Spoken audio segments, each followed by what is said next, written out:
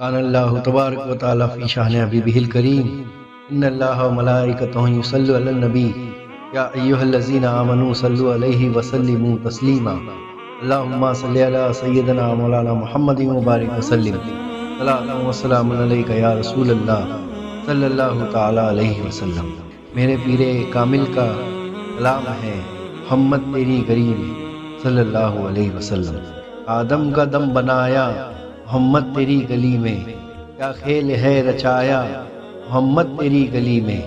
تم ہو خضر کے رہبر سردار انبیاء ہو، میں نے خدا کو پایا محمد تیری گلی میں۔ ہر دم کہ تم گواہ ہو کلمے کے رازداں ہو، کلمے کا رمز پایا محمد تیری گلی میں۔ روح الامین معراج شب میں پیغام حق سنایا محمد تیری گلی میں۔ سرکار دو جہاں ہو محبوب کبریا بھی، کعبے نے سر جھکایا محمد تیری گلی میں۔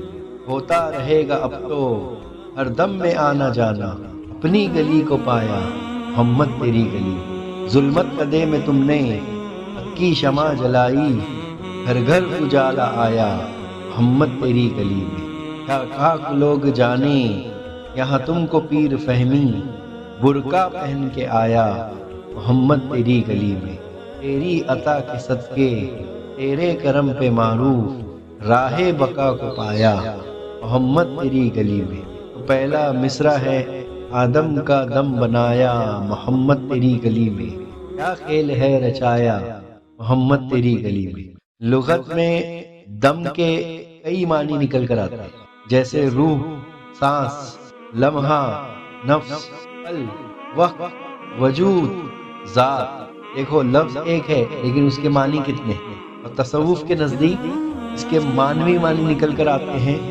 حرکت باطن کو بھی دم کہتے ہیں، یعنی حرکت ذات باری۔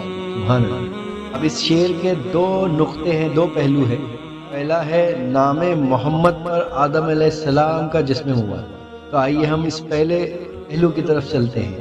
تو حضرت شیخ اکبر محی الدین ابن عربی رحمۃ اللہ تعالی علیہ فرماتے ہیں کہ حضرت سیدنا آدم علیہ السلام کو اللہ تعالیٰ نے سرکار دو عالم صلی اللہ علیہ وسلم اسم پاک محمد صلی اللہ علیہ وسلم کی صورت کریمہ پر تخلیق فرمایا۔ سبحان اللہ، سبحان اللہ۔ وہ اس طرح کہ آدم علیہ السلام کا سر مبارک آپ کے اسم پاک کے پہلے میم کی طرح گول، اور دونوں پہلوؤں میں دست اقدس کا لٹکنا آپ صلی اللہ علیہ وسلم کے اسم پاک میں سے حرف ہا کی صورت، اور حضرت آدم علیہ السلام کا شکم مبارک آپ صلی اللہ علیہ وسلم کے اسم پاک کے دوسرے حرف میم کی صورت ہے، اور دونوں پاؤں پھیلی ہوئی شکل میں آپ صلی اللہ علیہ وسلم کے اسم پاک کے حرف دال کی صورت پر کامل اور تمام فرمایا۔ سبحان اللہ۔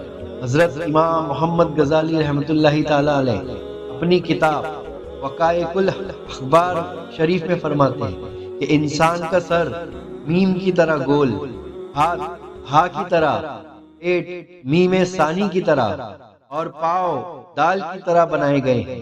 نیز فرماتے ہیں کہ اہل جہنم کو داخل جہنم کرنے سے قبل ان پر سے چادر احسن تقویم اتار لی جائے گی اور ان کو شکل انسانیت سے محروم کر دیا جائے گا۔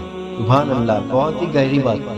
پھر اللہ تعالیٰ بھی سورہ رحمان آیت نمبر 14 میں فرماتا ہے مجرم اپنے چہرے سے پہچانے جائیں گے۔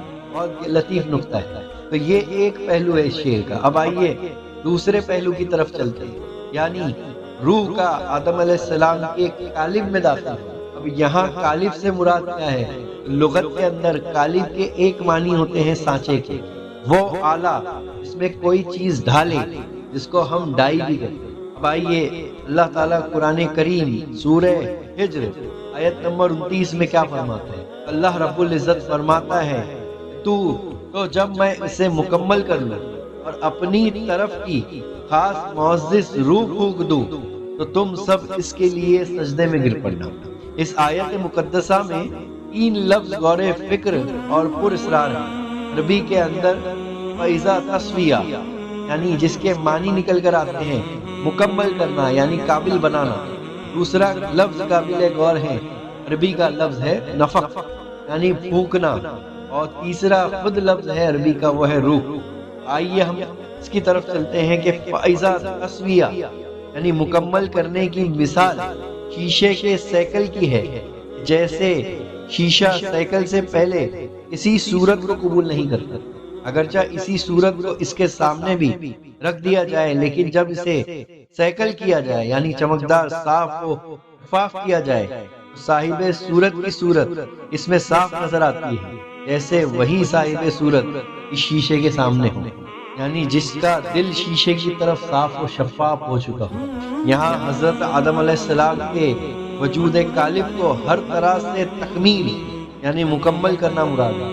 اوپر کی مثال سے بات بخوبی سمجھ میں آ جاتی ہے کہ یہاں اشارہ کس طرف ہے۔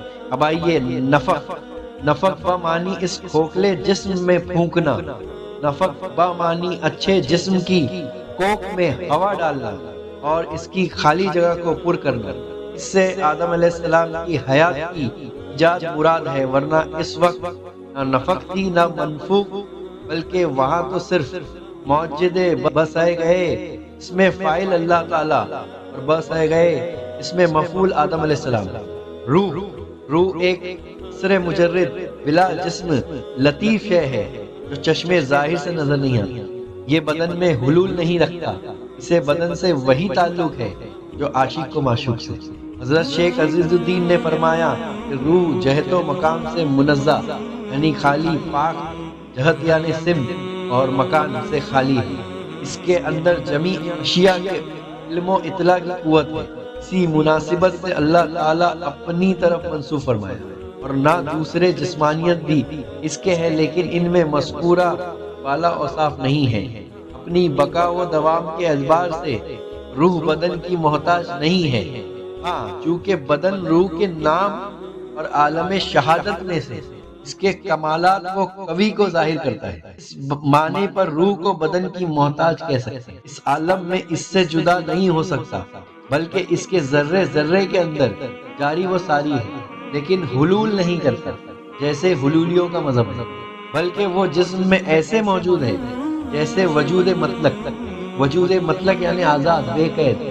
تعالیٰ کو موجودات میں موجود مانتے ہیں، اسے معلوم ہے کہ روح بدن میں کس طرح سے ظاہر ہے اور کس وجہ سے بدن کا عین ہے اور کس وجہ سے غیر، کیونکہ روح جسم کا مجازی رب ہے۔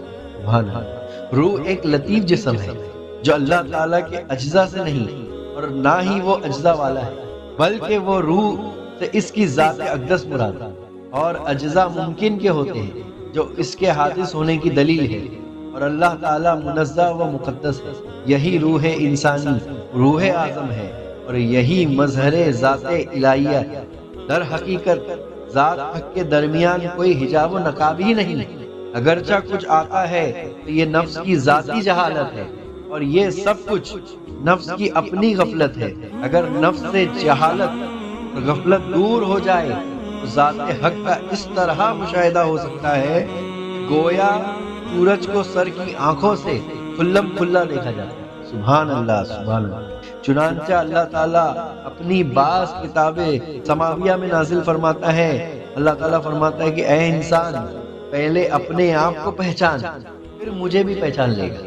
حضور اکرم صلی اللہ علیہ وسلم فرماتے ہیں کہ میں تمہیں اللہ تعالیٰ کی ذات سے پہچانتا ہوں اور اللہ تعالیٰ کو تمہارے نفوس سے پہچانتا ہوں۔ سبحان اللہ، بہت ہی لطیف نکتہ ہے۔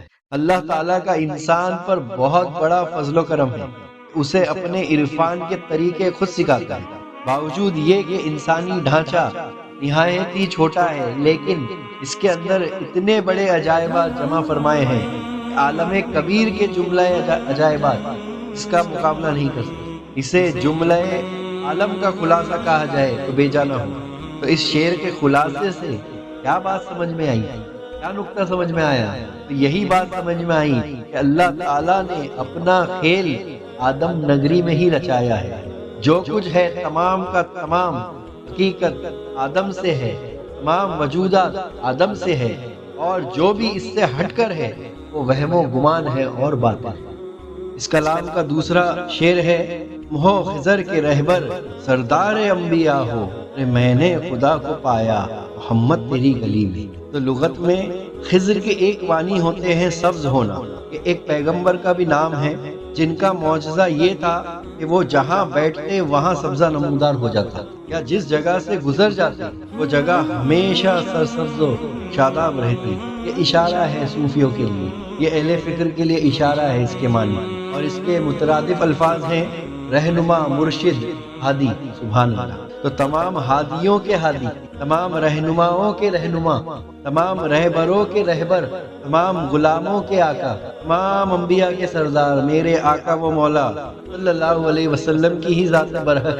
لیکن اس سے بڑی کیا شان و مقام انسان کا ہو سکتا ہے کہ وہ خضر و انبیاء کے سلطان، جس کی حقیقت ہی برزخ محمدی صلی اللہ علیہ وسلم، جو آدم میں آ کے ضم ہوا اور انسان کا مقام ہی بدل دیا، اس مقام کو سمجھ گیا، پہچان لیا، اس کے مقام بلند ہو گئے۔ اس مقام پر حضرت علامہ اقبال فرماتے ہیں کہ جس پر بھی آشکارا ہو جائے اسرار خدا دانی، ارے وہی مہدی موعود اور وہی خضر یزدانی۔ سبحان اللہ۔ تو وہ مہدی علیہ السلام، وہ خضر علیہ السلام کون ہے آخر؟ ارے کہاں ہے ان کا ٹھکانہ؟ ارے اس کی پہچان کیا ہے؟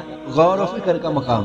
موسیٰ علیہ السلام کو اللہ کا حکم ہوا تھا سمندر میں خضر کے پاس جاؤ، اگر وہ خاص علم، یعنی اللہ کے طرف کا خاص علم، اس کا تذکرہ قرآن میں موجود ہے، اس کو اللہ نے علم لدونی سے تعبیر کیا۔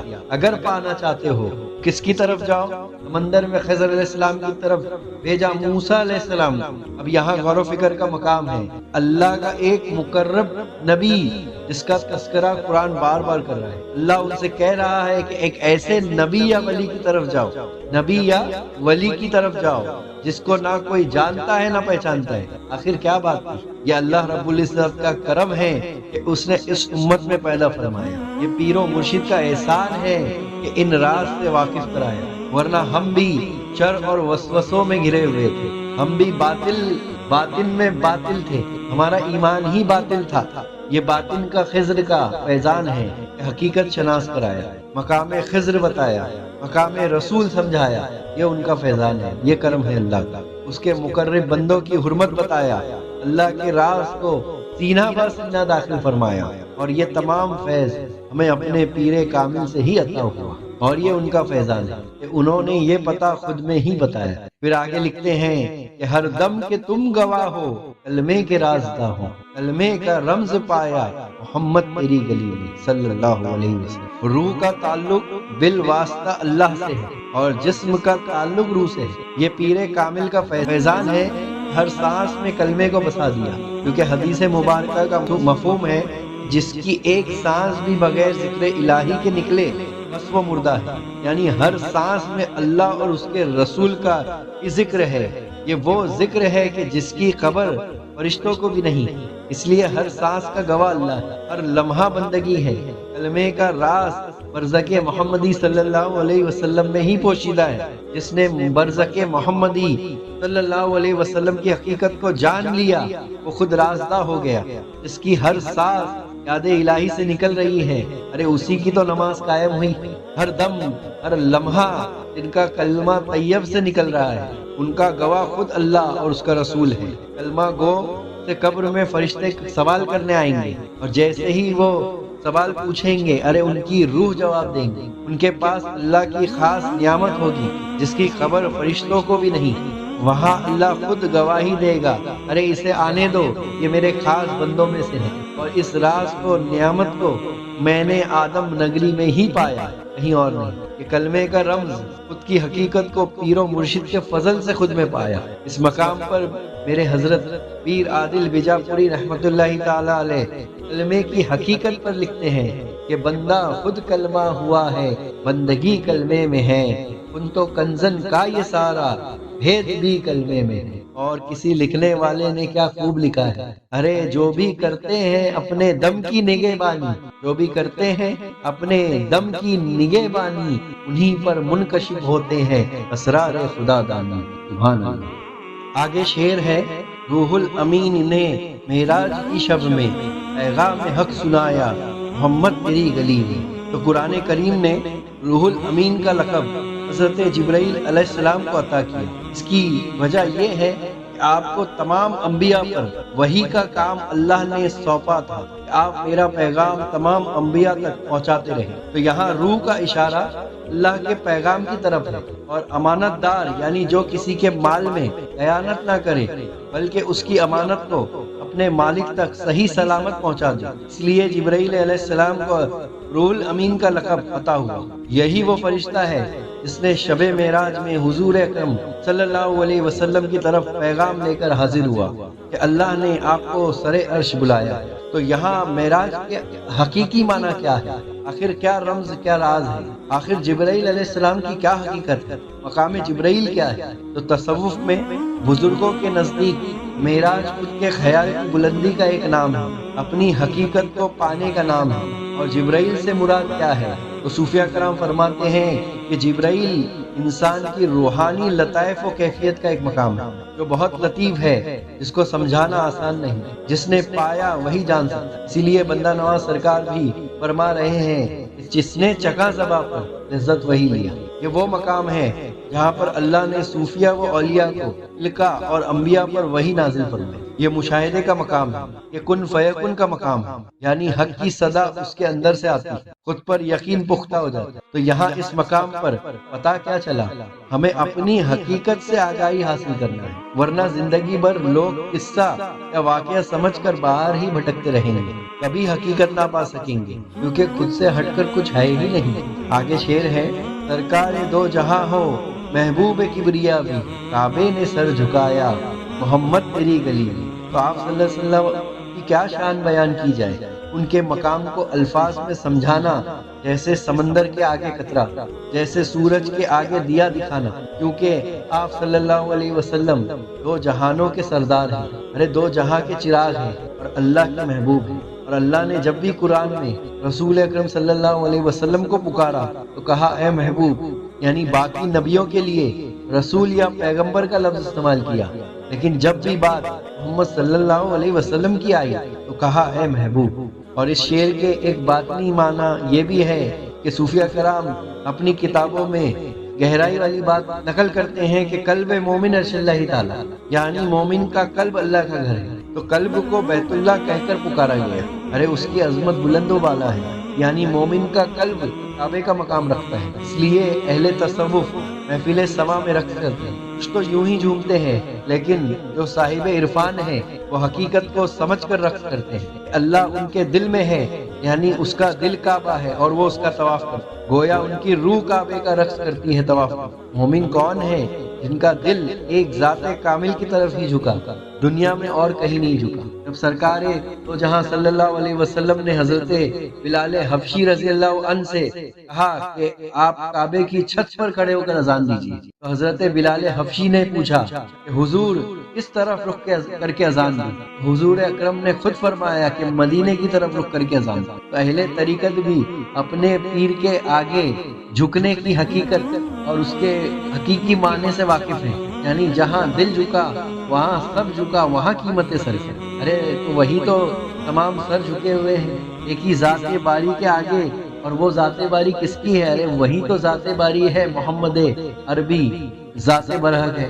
ارے پورا عالم قدرت کی قدرت سرکار دو عالم کے آگے ہی جھکی ہے، ارے ان کی تعظیم میں ہی جھکی ہے۔ اس لیے تو میرے پیر کامل کیا فرماتے ہیں، یہ کیسی شان سے میرا صنم کعبے میں آیا، اوندھے گر گئے سب دیکھ کر جلوہ۔ اور اعلیٰ حضرت رضی اللہ عنہ لکھتے ہیں، بت شکن آیا یہ کہہ کر سر کے بل بت گر پڑے، جھوم کر کہتا تھا کعبہ الصلاۃ والسلام، سر جھکا کے با ادب عشق رسول اللہ میں کہہ رہا ہے ستارہ الصلاۃ والسلام۔ سبحان اللہ سبحان اللہ۔ آگے شعر ہے، ہوتا رہے گا اب تو ہر دم میں آنا جانا، انہی گلی کو پایا محمد تیری گلی میں۔ تو قرآن کریم کی تعلیمات کے نچوڑ کی کئی پہلو ہو سکتے، جس میں سے ایک پہلو یہ ہے کہ انسان کامل کل کائنات کی جان عالم ہے۔ کہنے کا مطلب ہے کہ پوری کائنات انسان کے لیے ہی سجائی گئی، ارے کائنات کا دولہا ہی آدم۔ سائنس نے ان قرآنی تعلیمات کو آج ہمیں سمجھانے میں مدد کی، اور اس کا بھی نچوڑ یہی نکل کر آیا انسان ایک بھید، ایک معمہ ہے، اس میں نہ جانے کیا کیا راز پوشیدہ ہے جو عقل کے پرے ہے۔ یعنی انسان ایک عالم کبیر ہے جس میں 7 طبق زمین، 7 طبق آسمان، گویا 18,000 عالم پوشیدہ ہے۔ اگر اس کی گہرائی کو سمجھنا ہے تو کسی پیر کامل کی بارگاہ سے سمجھنا ہوگا۔ صوفیہ کرام کے نزدیک یہی ہے، وہ سیر و تیر اپنے اندر ہی کرتا ہے، کچھ بھی اس سے ہٹ کر باہر نہیں۔ اسی لیے دم سے مراد آزاد خیال بھی لیا جا سکتا ہے، یا لمحہ یا عالم بھی لیا جا سکتا ہے، جس کے ذریعے پورے عالم کی سیر ایک لمحے میں ہو سکتی ہے۔ اور یہاں ایک گہرا نقطہ یہ بھی ہے کہ جو انسان زمان و مکان کی قید سے باہر نکل گیا وہ ہر جگہ موجود ہوتا ہے، اس پر سے جسم کی قید ہٹ جاتی ہے، یعنی روح پر سے۔ یہاں اشارہ روح کی طرف، جیسے جب کوئی شخص مر جاتا ہے یعنی اس کی روح جسم سے الگ ہو جاتی ہے، جس کو ہم موت کہتے ہیں، تو اس پر سے زمان و مکان کی قید ہٹ جاتی ہے۔ اور حدیث مبارکہ میں بھی تو یہی آیا ہے کہ مردہ اپنے گھر والوں کو دیکھ سکتا ہے لیکن گھر والے مردے کو نہیں دیکھ سکتے۔ تو ایسا کیوں؟ کیونکہ مردے کی روح یعنی اس کی اصل وہ روح ہے، تو وہ تمام عالم میں موجود ہوتی ہے۔ اللہ تعالیٰ قرآن کریم سورہ کاف آیت نمبر 22 میں فرماتا ہے، حقیقت میں تو اس دن سے غفلت میں پڑا رہا تو ہم نے تیرا پردہ غفلت ہٹا دیا، آج تیری نگاہ تیز ہے، یعنی اب تو مجھے خوب نظر آ رہا ہے کہ وہ سب کچھ یہاں موجود ہے جس کی خبر خدا کے نبی تجھے دیتے۔ تو اس آیت سے ایک بات کی سمجھ میں آئی کہ جو کچھ ہے وہ جیتے جی ہی ہے، کچھ بھی مرنے کے بعد نہیں۔ اللہ ایک جگہ فرما ہی رہا ہے، اس دنیا کا اندھا وہ آخرت کا بھی اندھا۔ اسی لیے صوفیہ کرام فرماتے ہیں کہ مر جا اس سے پہلے کہ موت آ جائے، یعنی موت و قبل انت موت۔ تو اس حقیقت کو جان لیتے ہیں وہی اپنے دن کی حقیقت سے آگاہ ہوتے ہیں۔ قرآن کا ایک عجیب و غریب واقعہ حضرت آصف بن برخیہ رحمۃ اللہ تعالی علیہ کا ہے کہ وہ ایک لمحے میں اتنا لمبا سفر طے کر سلیمان علیہ السلام کے دربار میں حاضر ہوئے، ایک الگ جھپکتے ہوئے۔ اور معراج کے تعلق سے بھی آتا ہے کہ آپ 7 آسمان، سدرۃ المنتہا، عرش پر جا کر ایک لمحے میں واپس آئے۔ حدیث مبارکہ کا مفہوم ہے کہ جب سرکار دو جہاں صلی اللہ علیہ وسلم معراج سے آئے تو آپ کا بستر گرم تھا، ارے وضو کا پانی کنکنا تھا۔ یہاں اشارہ یہی ہے کہ سرکار ایک پل میں عرش پر سفر طے کر کے آئے۔ تو آخر معمہ یہ راز کیا ہے؟ اسی لیے معراج کو معجزہ کہا گیا، یعنی عقل کو عاجز کر دینے والا۔ اصل میں یہ ایک مشاہدے کی بات ہے، اس کو لفظوں میں سمجھایا نہیں جا سکتا، اس کو خود مشاہدہ کر کے دیکھنا ہوگا۔ جس نے جانا، جس نے پایا، اس نے یہی کہا کہ خود سے باہر کچھ ہے ہی نہیں، یعنی عالم ناسوس سے عالم لاہوت کا سفر پل میں اپنے اندر طے ہو سکتا ہے، یعنی فرش سے عرش تک اور عرش سے فرش تک کا ایک دم میں آیا جا سکتا ہے اور دم میں جایا جا سکتا ہے۔ اور یہی انسان کے دم کی حقیقت ہے اور اس کی اشرفیت ہے۔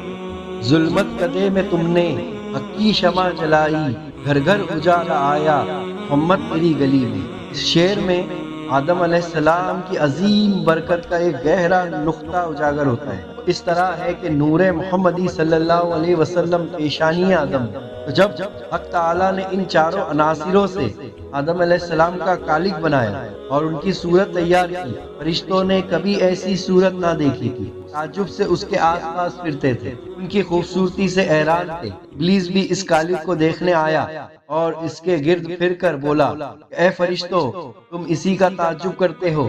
یہ تو ایک خالی جسم ہے جس میں جگہ جگہ سوراخ ہے، اور اس کی کمزوری کا یہ حال ہے کہ اگر بھوکا ہو تو گر پڑے گا، اور اگر خوب سیر یاب ہو جائے تو چل نہ سکے۔ اس خالق میں خالی سے کچھ نہ ہو سکے گا۔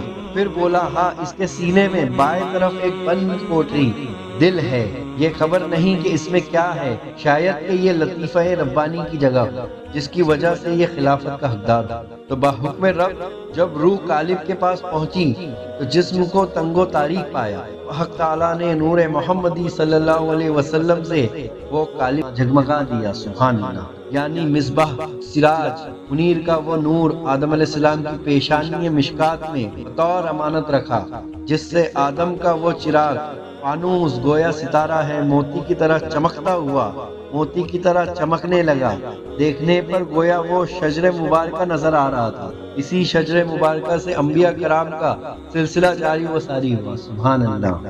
حدیث پاک ہے کہ حضرت ابن عباس کا بیان ہے کہ رسول عربی نے فرمایا، اللہ تعالیٰ نے جب حضرت آدم علیہ السلام کو پیدا فرمایا مجھے ان کی پشت مبارک میں زمین پر اتارا اور حضرت نوح علیہ السلام کی پشت مبارک میں کشتی کے اندر رکھا۔ میں حضرت ابراہیم علیہ السلام کی پشت مبارک میں تھا جب انہیں دہکتی آگ میں ڈالا گیا۔ اسی طرح ہر دور میں مجھے مبارک پشتوں سے مبارک ارحام کی جانب منتقل کیا جاتا رہا۔ ارحام رحم کی جمع ارحام، یہاں تک میں نے اپنے والدین کریمین کے گھر جلوہ افروز، ان میں کوئی بھی بدکاری کے نزدیک تک نہیں گیا۔ سبحان اللہ۔ حضور اکرم صلی اللہ علیہ وسلم کے نسب مبارک کے حوالے سے روایت میں آیا ہے کہ آپ کا نور اقدس جس پشت میں منتقل ہوتا اس کی پیشانی میں چمکتا تھا۔ وحی المنیب میں یہ ہے کہ حضرت عبد المطلب کے بدن میں مشک کی خوشبو آتی تھی اور رسول اللہ کا نور مبارک ان کی پیشانی میں خوب چمکتا تھا، اور اس نور کی ایسی عظمت تھی کہ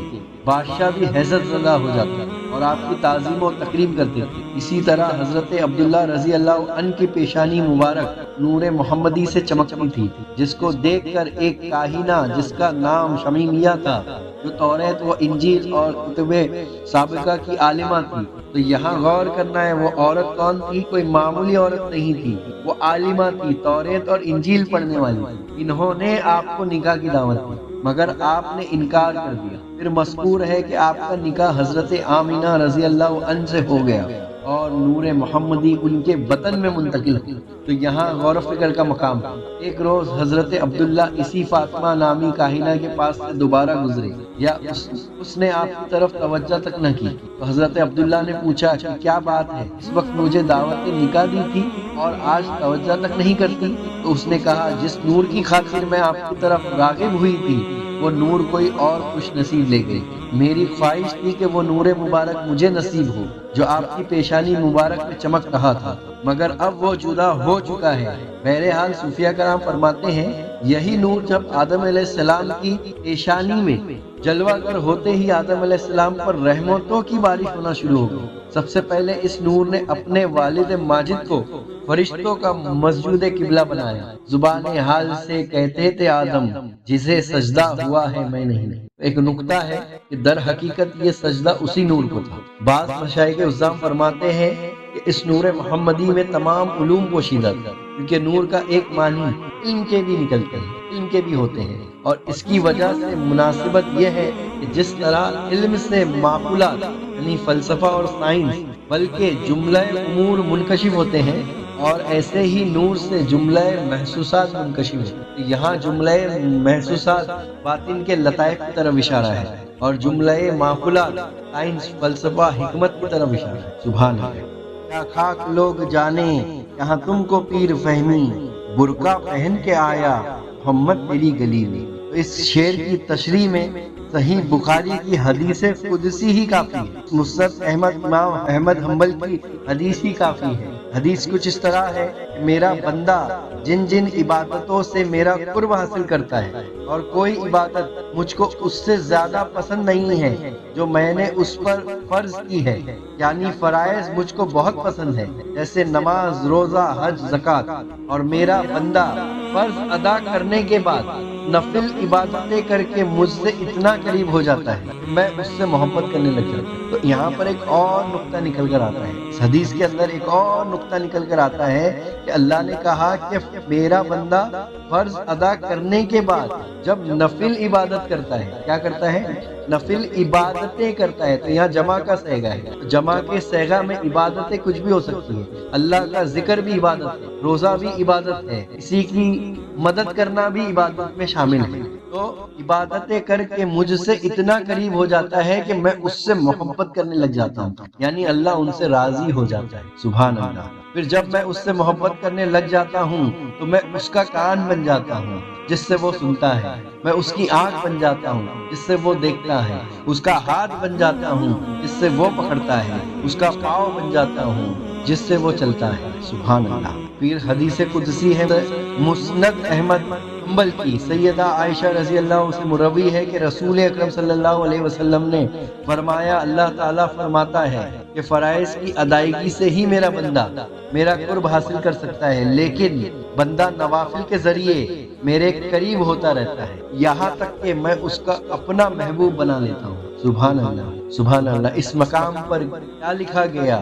وجود آدم خاکی سراسر شکل عبرت ہے، دو عالم جس پہ مرتا ہے سو وہ میری ہی صورت۔ سبحان اللہ۔ اس مقام پہ حضرت بیدم صاحب وارسی رحمت اللہ تعالی علیہ حقیقت کے مقام سے ایک بات آتی ہے، مجھی کو دیکھ لے اب تیرے دیکھنے والے، تو آئینہ ہے میرا تیرا آئینہ ہوں میں۔ تو جو لوگ صاحب نسبت نہیں، وہ اندھے گونگے بہرے ہیں، ان کے پاس وہ نظر ہی نہیں جس سے وہ اپنی حقیقت صوفیہ کرام کے مقام کو سمجھ سکتے۔ لیکن جس کو کسی پیر کامل کی صحبت ان کی خدمت نصیب ہوئی، انہوں نے صوفیہ کرام کے مقام کو سمجھا، ان کے ظاہر کی حقیقت اور باطن کی حقیقت کیا ہے دونوں سے آگاہ ہو کر اپنی عبادت میں مصروف ہو گئے، جس سے نفس کا تزکیہ ہوا اور قلب مصفا ہوا، اپنے آپ کو مقام نفس مطمئنہ کی طرف لے کر چلے، جن پر اللہ تعالیٰ کا انعام نازل۔ اسی لیے تو کیا لکھتے ہیں کہ آنکھ والے تیری جوبن کا تماشا دیکھے، دیدۂ کور کو کیا آئے نظر کیا دیکھے۔ آگے شعر ہے، تیری عطا کے صدقے تیرے کرم پہ معروف، راہ بقا کو پایا ہمت تیری گلی میں صلی اللہ علیہ وسلم۔ تو اس کی تشریح مرشد کا ہی فیضان ہے، کرم ہے کہ اس نے قابل بنایا، اس نے لکھنے کے سمجھ کے قابل بنایا۔ فانی دنیا میں ہم بھی پھنسے ہوئے تھے، ہمیں اس کی حقیقت سے آگاہ کرایا اور حقیقی فنا و بقا کے معنی اور نقطے سے واقف کروایا، کیونکہ فنا میں ہی بقا کا راز پوشیدہ ہے، جو مٹنے تیار ہے وہی باقی رہے۔ یہ نقطہ ہمیں پیر نے اپنے اندر سمجھایا، یعنی فنا فی الشیخ کے بیج سے بقا کا شجر کھلایا جو ہمیشہ رہنے والا ہے۔ اس کی مثال ایسی ہے کہ بیج اپنے آپ کو زمین میں فنا کر دیتی ہے، اپنی ہستی کو نیست و نابود کر دیتی ہے، تب کہیں جا کر اس میں سے کوپل پھوٹتی ہے، اس میں سے جڑ تنے پتے نکلتے ہیں، ایک مقام آتا ہے جب اس میں پھل پھول لگ جاتے ہیں۔ لیکن یہ قدرت کا کمال ایسا ہے کہ اس پھل میں بیج موجود ہے جو اس کی اصل بقا ہے، اور وہی بیج ہزاروں لاکھوں پھل پیدا کرتا ہے، اور وہ لامحدود ہے، اس کی کوئی حد نہیں، اور وہ زمین کوئی اور نہیں، وہ پیر طریقت۔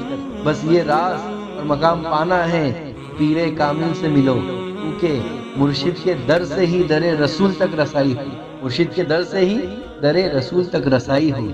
اے اللہ تعالیٰ ہمارے دلوں سے حجابات دور فرما دے تاکہ غیوب کے دروازے ہمارے سامنے آ جائیں۔ آمین ثم آمین۔ وما علینا وإلا البلاغ۔